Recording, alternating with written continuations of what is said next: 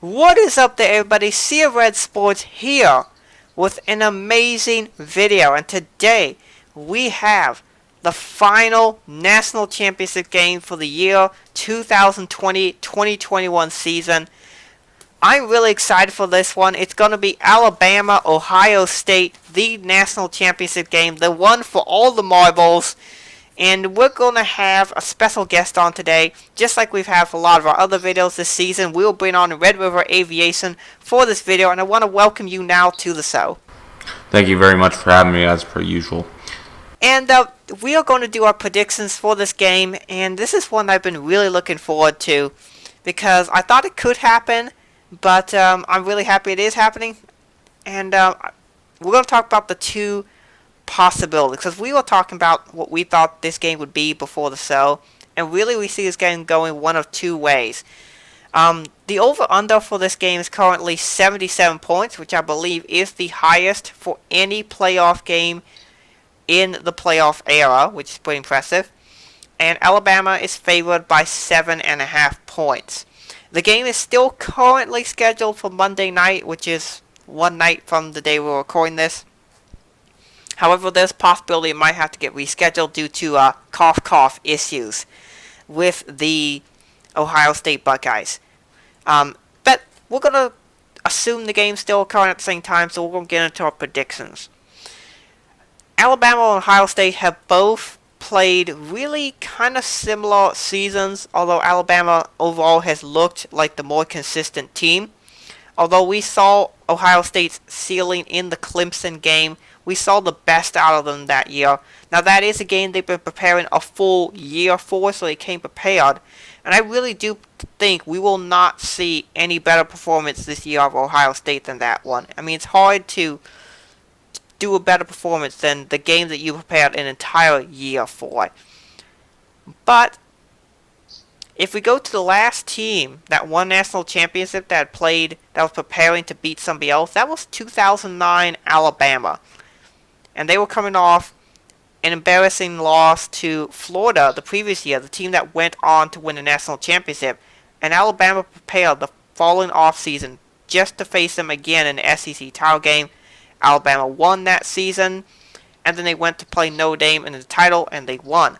So we could be seeing a little bit of deja vu and destiny coming for Ohio State.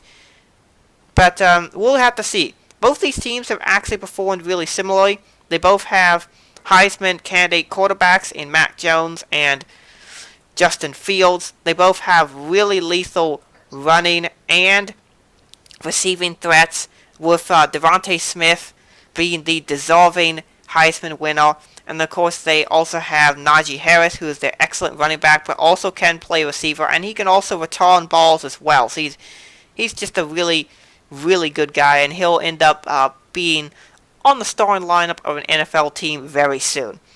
Ohio State has Chris Olave as the leading receiver, and they have as their leading rusher Trey Sermon, who's really come on at the end of the season. It's actually pretty obvious to me at this point that the Ohio State Buckeyes have been kind of keeping him caged up just so that he could break out at the end of the season.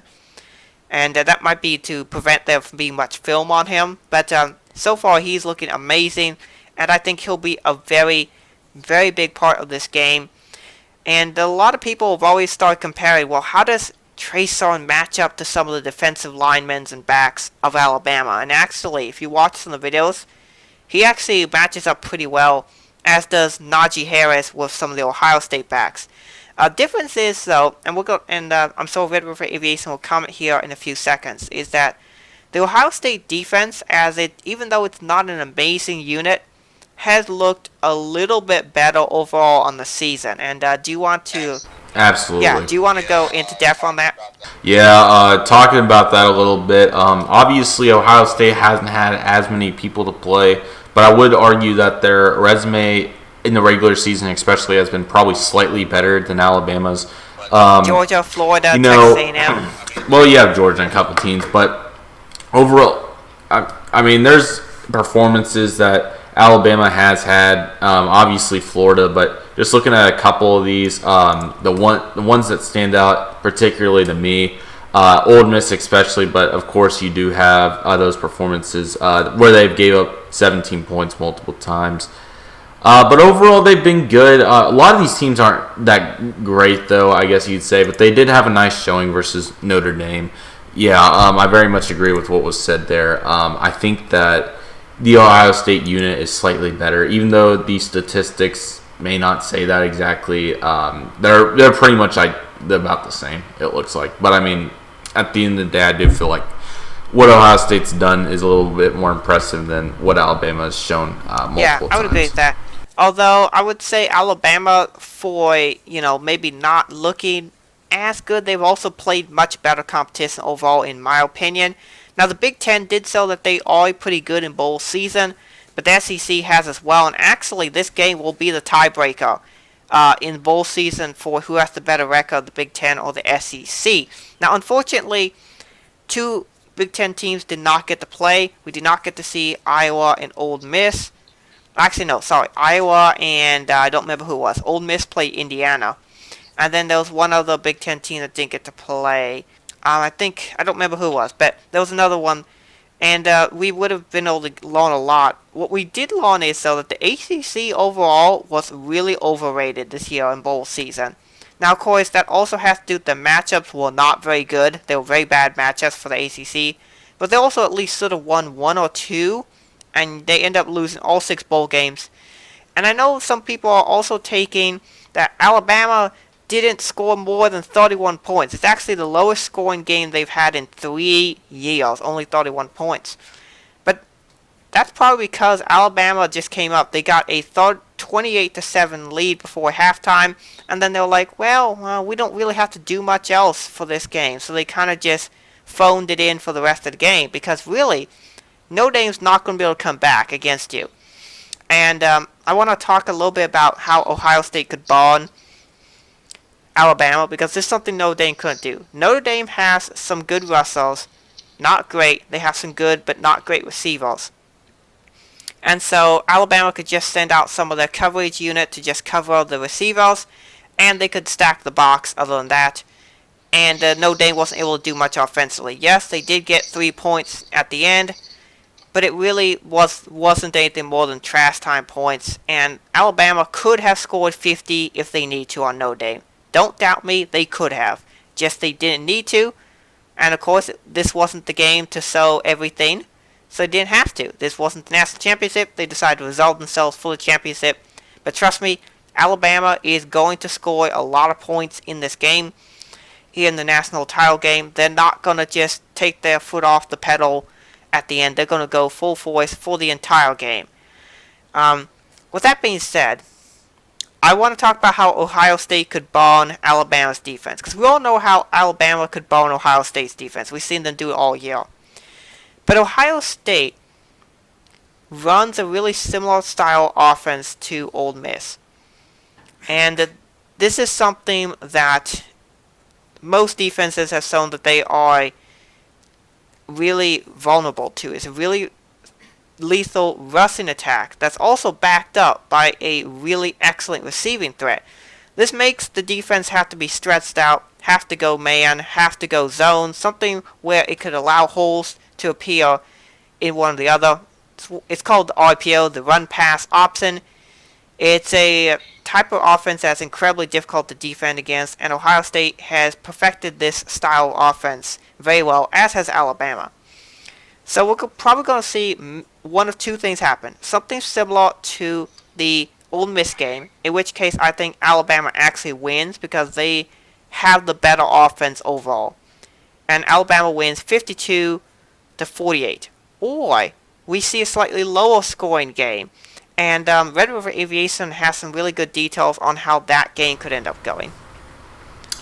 Yeah, so what I had to say on a game like that, the comparison that I really got, I mean, it was a slightly higher scoring than what I'm thinking that this matchup would potentially be, and potentially a happy medium as well. A very similar performance that comes to mind was the 2013 Sugar Bowl or 14, whatever it was, for the 2013 season was the Oklahoma Sooners versus Alabama Crimson Tide, of course. Alabama had no excuse to lose that game. They had all their players. There was no COVID issues, and OU came out and completely just got on top of it, and they whipped them. Pretty much would be a way to put it. Defense made plays when they had to, and it was a high-scoring game, especially for that point in college football history, pretty much. So I see a kind of a similar thing like that happening here. I really feel like Ohio State's going to jump out, and Alabama's going to probably be a little petty and a little boastful. But Ohio State's going to come out and kind of make them have it, and then Alabama may have a chance late, and Ohio State gets a big play on defense and makes it happen. And just the slightly better unit, I feel like, will be able to come up clutch here. And even though I think Alabama probably is the better team, and they probably have the better players, of course, I do feel like Ohio State has slightly more momentum right now and a much more convincing win over a team that they weren't sure that they were going to quite beat, but they were able to do it. Over and under on my side right now is 75.5, and I got a negative or 8.5 favorite for Alabama. I'm taking Ohio State 38-28. I feel like they're going to get a really convincing national championship win for the first time in about 6 years. Yeah, that is definitely a confident victory. I don't really see Ohio State winning by 10 points. I think it'd be 7 or less, but it could happen. We will find out in a few days. But that is definitely a possibility. If I was to pick a lower scoring game, I think I would go with Ohio State actually winning a lower scoring game because I think that favors them. I would pick Ohio State 34-31. So my brother has picked Ohio State over here. He's picked them 41-38. So we'll just put up our 4 predictions here. Red River Aviation has Ohio State 38-28. I have 2 predictions, 1 or 2, higher scoring, lower scoring game. The highest scoring game favors Alabama, 52-48. Lowest scoring game favors Ohio State, 34-31. My brother picks Ohio State, 41-38. So, overall, Ohio State, we think, has the ability to pull off the massive upset and win the national championship and bring an awesome close to a season. And what an amazing finish it would be, because Ohio State and Nebraska were really the 2 teams that fought the most in the Big Ten to bring the season together. And if it wasn't for those 2 teams, we probably would not have had a complete 2020 college football season. So to end this video, we want to give our special thank yous to those 2 teams, the coaching staff, the players, the parents of the players, and for the university athletic departments for putting their full effort into getting the season off the ground.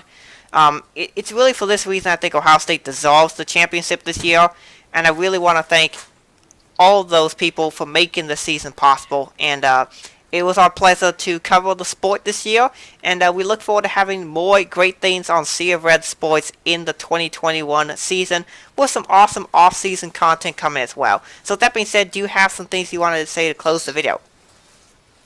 I want to thank you very much for having me on your show multiple times this year. It was very fun. I really enjoyed being able to be a part of his series. So thank you guys for listening to me and all that sort of thing. And I hope that we can do some stuff in the future as per usual. Absolutely. And so with that being said, that is it for the video. Hope you guys enjoy. Thanks for watching. Have a great rest of the day. God bless.